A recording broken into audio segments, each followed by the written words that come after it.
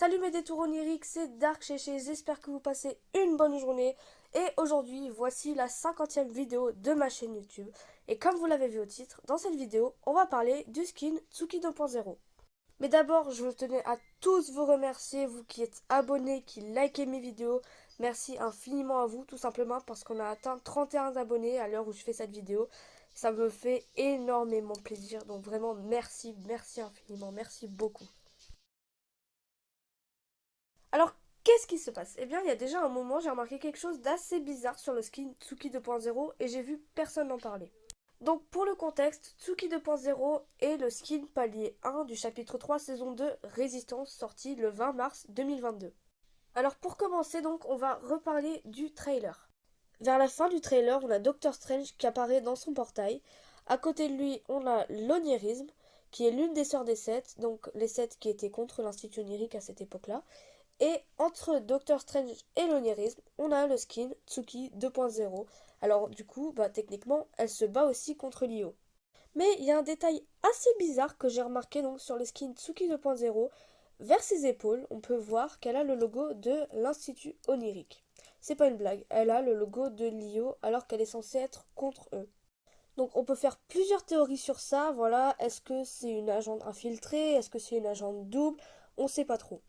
Après, quand on voit comment le skin est fait, les couleurs, le design, on pourrait plus penser honnêtement à l'Institut onirique qu'au 7, mais bon, ça c'est un avis personnel. Honnêtement, je trouve que c'est assez dommage qu'elle ait finalement pas trop été dans l'histoire parce que du coup, on peut pas savoir grand chose sur ce skin, on peut que faire plein de théories en fait parce qu'il y a beaucoup de théories possibles au final à ce sujet. Donc voilà. Maintenant, on va parler donc de sa description. Alors, la description du skin, c'est la nouvelle arme de Kara Technologies conçue pour retrouver un prototype détruit. Donc, avec cette description, on comprend plusieurs choses. Déjà, on comprend que Tsuki 2.0 vient de Kara Technologies. Alors, on peut se poser plusieurs questions. Est-ce que Kara Technologies, c'est une faction de Lio? Est-ce que c'est quelque chose qui n'a rien à voir? On peut que théoriser dessus aussi, malheureusement. Alors aussi, le plus important, on comprend donc qu'elle a été conçue pour retrouver un prototype détruit. Pourquoi c'est important à noter? C'est tout simplement parce que maintenant on va voir son écran de chargement pour comprendre. La description de son écran de chargement, c'est elle retrouvera Tsuki 1.0 à tout prix. Et vous allez me dire, oui, mais ça veut rien dire, on n'a jamais eu de Tsuki 1.0. Eh bien si, car c'est tout simplement cette première version de Tsuki sortie en saison 9, donc que vous voyez actuellement à l'écran. Du coup, j'ai analysé cette première version de Tsuki et elle n'a pas de logo et quoi que ce soit. La description de ses items, c'est pas vraiment intéressant.